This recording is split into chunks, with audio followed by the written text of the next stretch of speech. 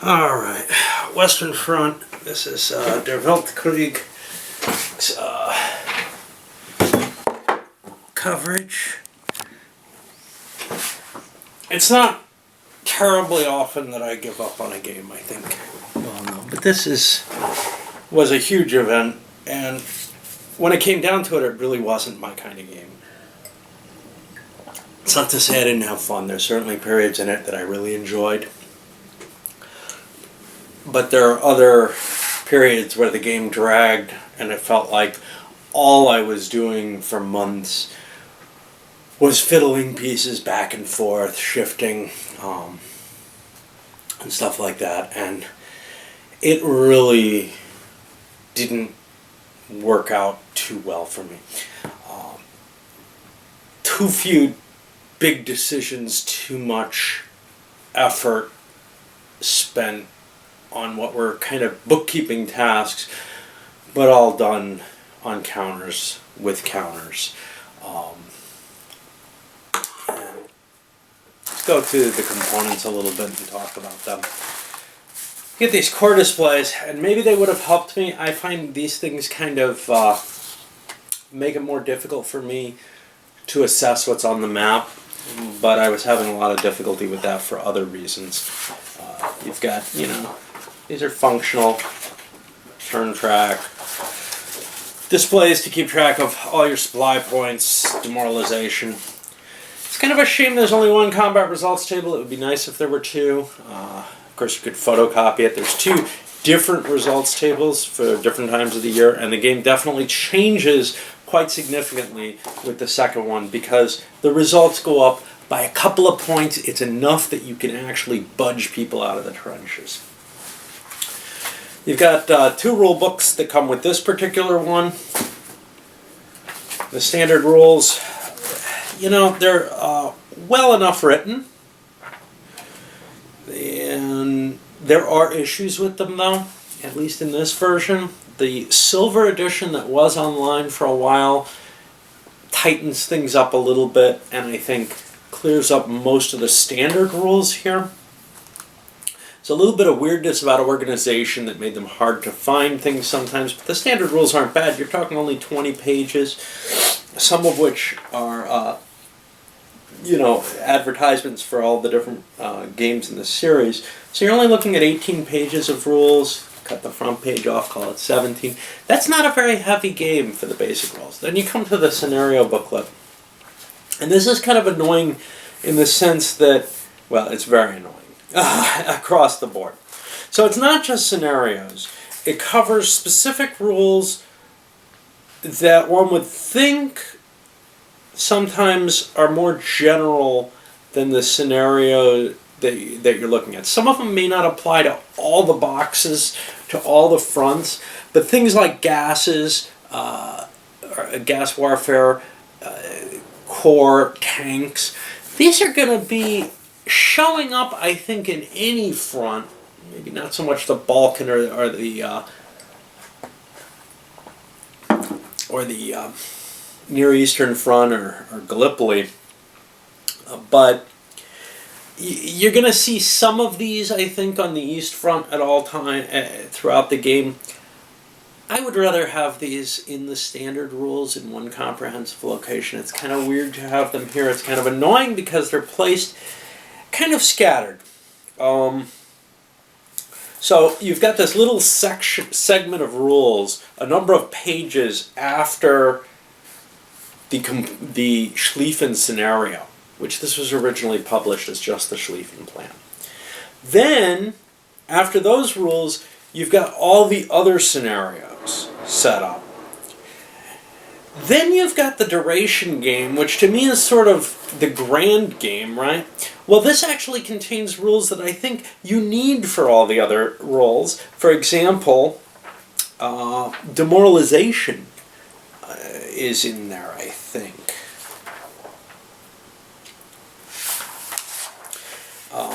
Now, it's built in as something of the, as well as reinforcement and replacement points for all the scenarios. And then every scenario uses the same reinforcement order of battle. Now, And then on the back of both the rules charts, there's a terrain effect, or rule booklets, there's a terrain effects chart. Again, that may be something you want to photocopy just to have a copy of it. For the most part, I remembered them, but a couple of cases my memory was incorrect, and I ended up screwing them up. It's not very good at explaining some of the effects of the terrain, but it's a good, a decent resource for looking them up. You almost wish there were some sort of asterisk or something to say, hey, you really want to look this one up. It's a little different from how you think. In particular, the effects that these have. There's no good cheat sheet for things like the progress through time in terms of who can retreat when, or who's forced to retreat when. These things are minor. You can certainly make a little scratch pad of a few key notes from the rules to handle that. The worst thing of all in this is the OOB. I swear there are units that never showed up. There are things that didn't exist. And there's also kind of a difficulty in, there are units, like, they were check units that I don't think I have in my counter mix. I looked for. But there's also this tendency not to give the information that you need. I feel like in order to really play this and enjoy this fully, you need to take this game and study these and cross-reference them and do a lot of homework on your own that the designer should have done to put it into good shape. I don't know if the rest of the series has the same issues, but there is a bit of sloppiness about it. There's also a lack of, this is the much bigger thing, a lack of an ability to really easily access. So for example, if you're playing where you remove specific units, and there's two options on how you do this, either specific units or strength points.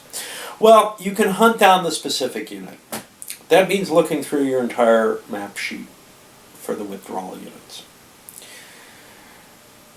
I can't imagine many people playing that way for long. I tried for a while, and it was just well beyond me to search through all my units.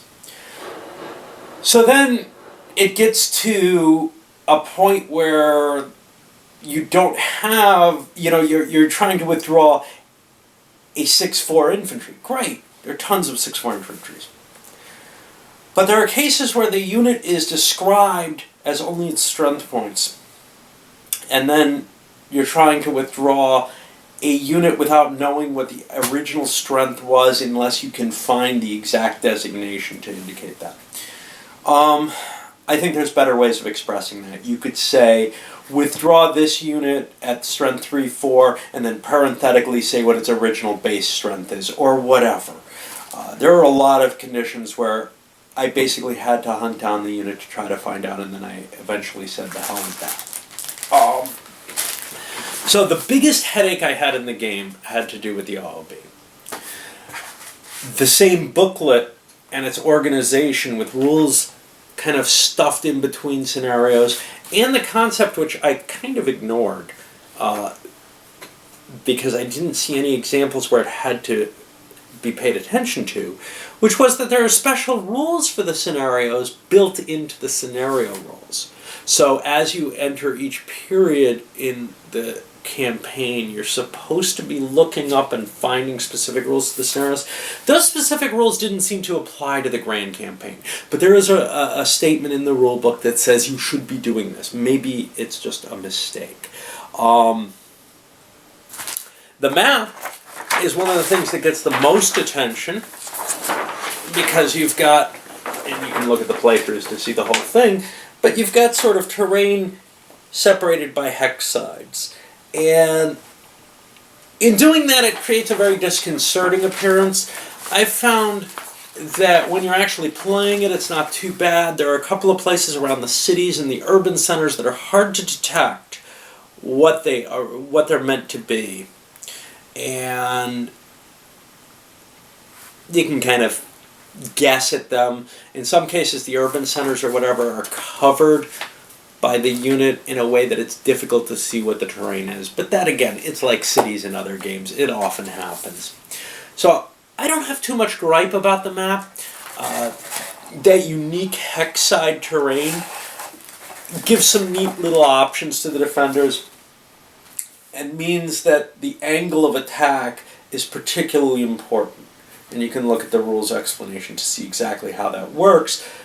But it's not simply every hex side has terrain, but that the defender can defend in the hex, in a particular hex slice's terrain, if you're attacked across that hex slice or side, or one of the adjoining ones. So it gives you more terrain options the more ways you're being attacked from. It's an interesting idea, and it seems to work okay. It does give the map a kaleidoscope look, though, which is a little funny. I don't think any worse than river lines following the hex line, for example. The counters, these are, this is Decision Games normal. Side-mounted counters, I find those annoying. Glossy, I find that annoying. I found that these were particularly prone because of the big stacks. So you lift up a stack and boom, it goes all over the place and you try to figure out what you have. Tweezers don't help me too much with these. They slip, they clutter, they fall. I've grown out my fingernails a little bit because I was constantly just using my fingers for them. This was just not an easy game, but games with big stacks of counters are often problematic. These are kind of moderately thick, not terribly so. And I just found them very, very difficult to manipulate mechanically, which, given the amount that this game involves searching the entire front for, say, a particular unit or to try to balance your forces or whatever, at least if you're trying to play very confidently, these things were a problem. But that's enough, I think, on the components and what you get. I'm going to look a little bit into, as to the rules, like I mentioned, you want to make sure you get the most modern edition. This is not. Online, and presumably being published, I think they were publishing a big slew of things through Decision Games. You want to make absolutely certain that any of these you get have the silver edition, because there's been changes since then. They're still not perfect. Especially the OOBs still seem to have problems. I found some things that seemed a little ambiguous or possibly even wrong. Playing this game, offensives, at least until the terrain gets completely chewed up, don't really feel fixated the way they often were historically. Historically, an offensive was started and generally followed the path it kept hitting. You hit one space, you kept hitting that space. It's fairly easy in this at all times to shift that offensive a space. And it's not terribly hard, especially for the Germans, to shift it quite a great distance. The Germans have tremendous mobility in this.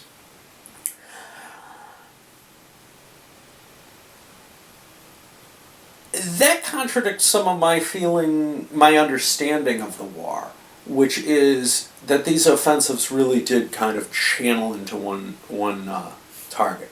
That the defender was almost forced to bring his forces in large numbers to where the offensive was, and the attacker just kept piling in or called it off. It wasn't a matter of, I try to attack here. Now there's an opening here, I attack here. You can also set up a possibility for multiple offensives, attack with one, and if that causes a weakening of the front over on the other one, then launch over there. And I saw a lot of that going on.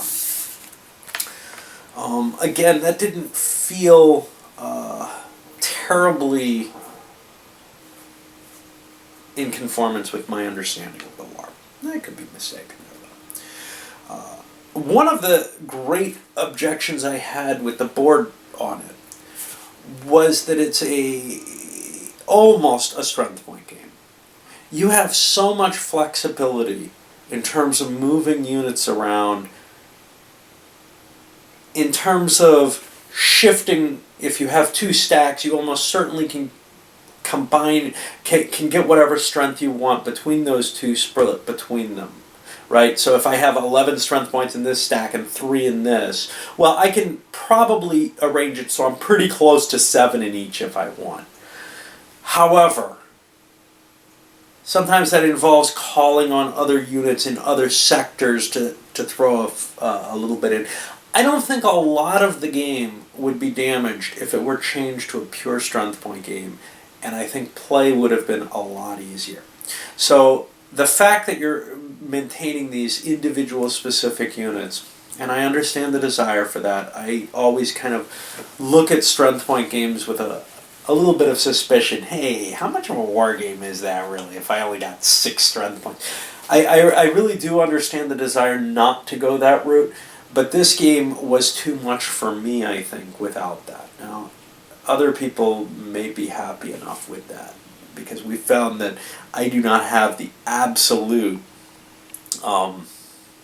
tolerance for fiddly games that I once thought I did. Especially once you start getting big stacks of units, because I'm finding myself manually less capable of handling them. Now, one kind of positive thing is the game's coming out on Vassal. However, you do have the Decision Games kind of puts a restriction on it, or SPW does. I'm not sure where that originated, but they pulled the Silver Edition rules off the online version, and you're really, expected to buy now. Of course, you're expected to buy with Vassal anyway. Personally, I would want the physical components of the game even if I tried playing it on Vassal. I find that probably, not being able to play it physically and playing it on electronic, that wouldn't work well for me at all, but for many players it probably is sufficient. And it's probably easier to find specific units if you're doing that kind of withdrawal using a Vassal module. And certainly you could mod it to do that. And you wouldn't have these stacking problems, these slippery little Decision Games counters wouldn't go flying all over the place. It also would probably prevent you from breaking the rules the way I like to, which is to say, in order to make the game more manageable to my mind, I do things out of order. But maybe the advantage of Vassal would help there. There's a lot this game doesn't focus on. It takes a very particular view. And in a sense, not focusing on those things, well, it may not be a weakness to the game, but it's stuff that I feel, gee, I'd rather play La Grande Guerre. Because it focuses on the technology advances in detail. It focuses on national will in a manner that feels like it puts the risk of your government collapsing rather than a certainty and a point limit. So this game has a point limit that you have to drive your enemy to. And eventually it came to the point where it was clear to me that the Germans were not going to be able to push the French to that limit before they went over it themselves in my game.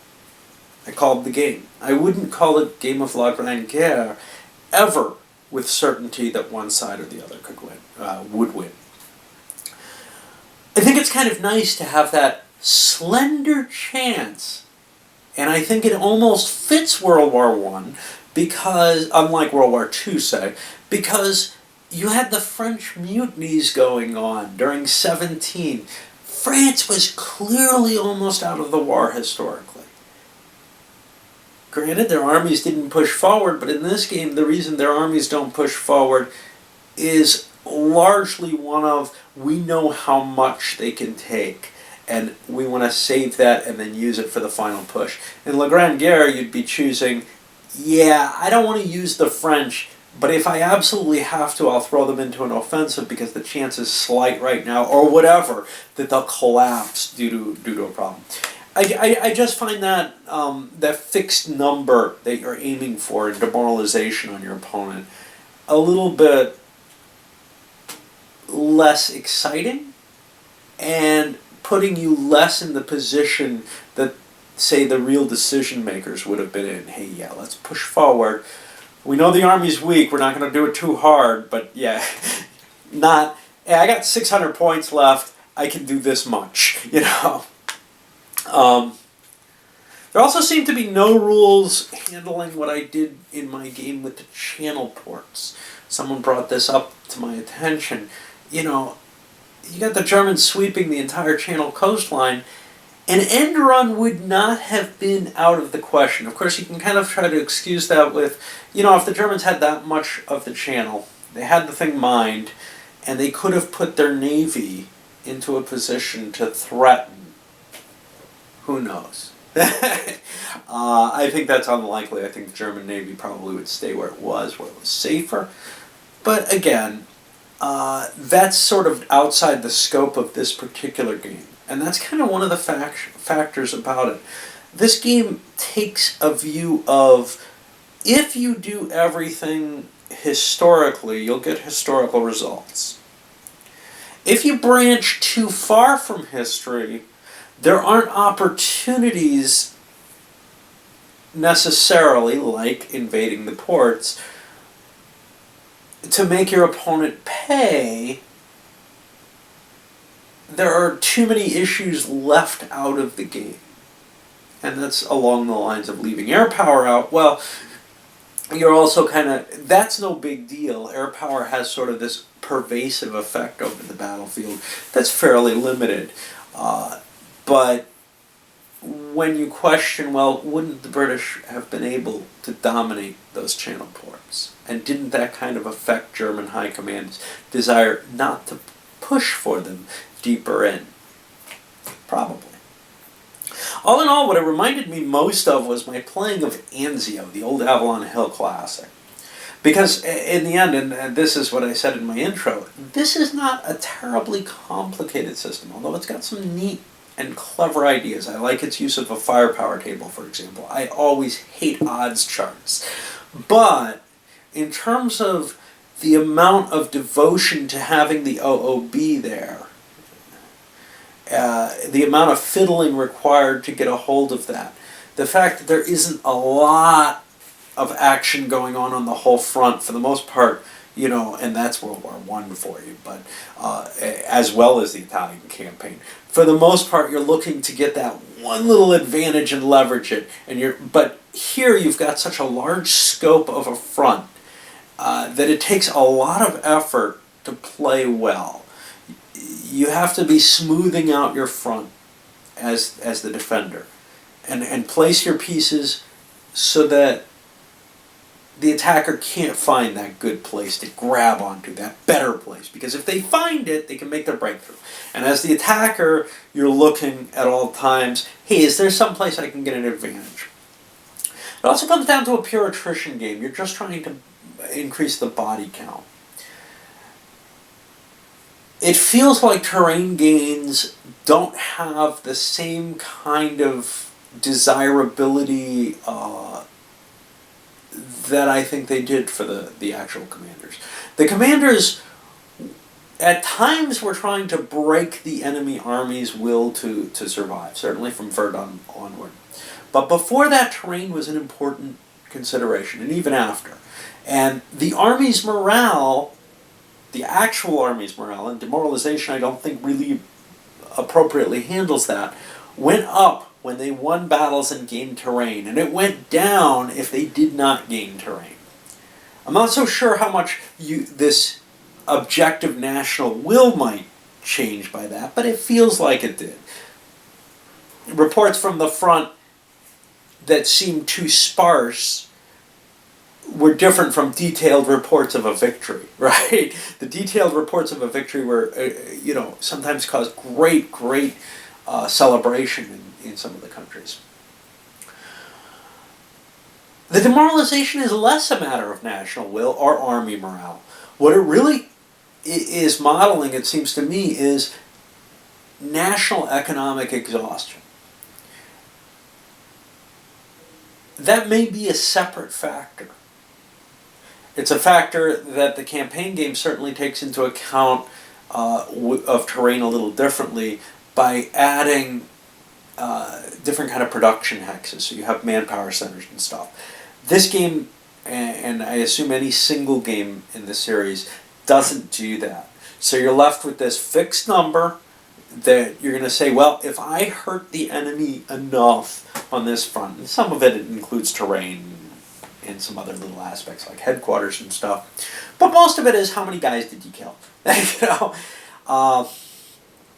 That's an issue. I think it factors in, but I don't feel like it's the end all, and I don't feel like that should necessarily affect the supplies in the same way as it affects manpower.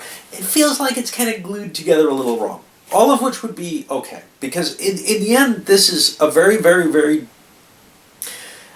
much a game attempting to portray the war as it was fought, and if you play it more or less as it was played out in the war, you will get more or less historical results. If you play it a little differently, you may get some odd results. And they may be odd results that you don't feel fit your model. Now, again, I assume the Grand Campaign may add some things. It may have allowed an end run by the British with that huge channel port system. You lose if you don't spend your supply points. That's a little harsh. I had to cheat to keep myself from losing that on both sides of the war. Overall, I think it does what it wants, what it was designed to do, which was to play out the Schlieffen Plan. Or to play out, and as this is expanded, one operational segment. One period of, say, 6 months, or maybe even a year of the war. Much more than that, it's pushing credulity, because there's too many open possibilities for things that would go beyond what can be reacted to within the rule set for the full war game of this particular campaign, or this particular box. It's also just too tedious for me to play out the whole war. I don't think I'm going to be pulling this one out again. Although there is this strange desire to get the whole thing, set it up and play it. Because, in a sense, I love World War I, and I think this will give the most insight into kind of how the armies actually can operate, can get that grip on the line, can break the line, how a breakthrough worked in World War I, why the armies are retreating. All of this feels like it's in there and really, really well represented. And there is no other game that manages it. There are really very few. There's no monster operational system in World War I except this. So you kind of want to do it just because it is that. Unfortunately, it's got some big minuses towards the way I want to play. So, I don't think I can do that. I think it would be fantastic. Well, I can't remember exactly what I was talking about. Certainly talked about how unique this is. So, there are a lot of games that cover the strategic aspect of World War I at various levels. Some of them very, very poorly. Some of them I think do a pretty good job. I don't know if anything's perfect. Not really in the comparison of strategic games. Although this is the glimmer of sort of the centerpiece, the system that can be used throughout this strategic system. And there is the campaign to do it. I can't really speak to how that campaign is better or worse. I can project there are going to be differences between what you see in any given operational game scenario, or full war treatment of a small front, and what you're going to see in the campaign game. You can definitely see there's going to be a production choice where at least you get to choose where you want to send your troops. But I think more than that, because there's this calculation of how much manpower and food and stuff like that, that's all got to be important. So if that's important, there's going to be rules for it, right? Oh, one thing about the map that disturbed me that I want to make sure I highlight was that it's intended to be used for Second World War II. So there are rail hexes that change between the wars, additional rail lines being put in for the World War II map. That was a horrible decision. I don't know. Chances are, by the time the World War II map comes out, it's time to make a new printing anyway. Might as well put the design work in to actually drawing those in at that point. The two maps should have been kept separate. This is not like it's a World War II game being retrofitted back to World War I the way something like Fatal Alliances is. The intention here is this is a full system. Put the extra effort in to put it out. You know, the World War II is going to require completely different counters, etc. People are unlikely to simply buy an expansion kit and expect to use the same map. That's just weird, I think, and causes an additional layer of annoyance. But jumping back, while there are a lot of strategic World War I games, and there's the glimmer of the core system, you know, here, that a strategic overlay will fit on presumably very well, better than just, hey, just link them all together and the reinforcements come in and maybe you have this right to ship things back and forth. A few small rules could have been added. It looks like there's a full production system, maybe a diplomacy system, all kinds of cool stuff going into it, whatever. I didn't get the chance to look at the silver edition. I was planning on doing it before I did my review, but it's been pulled offline as part of the agreement to put the game on Vassal, just so nobody steals it or whatever. But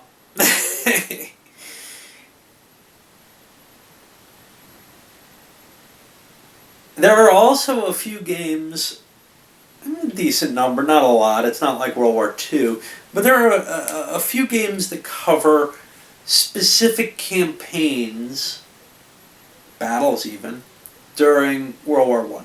And battles could be a huge segment of the front. They're generally a slice of maybe a couple of turns of this. There may be other games that cover the Schlieffen Plan alone. In fact, I know there are. There are games that cover the Kaiserschlacht.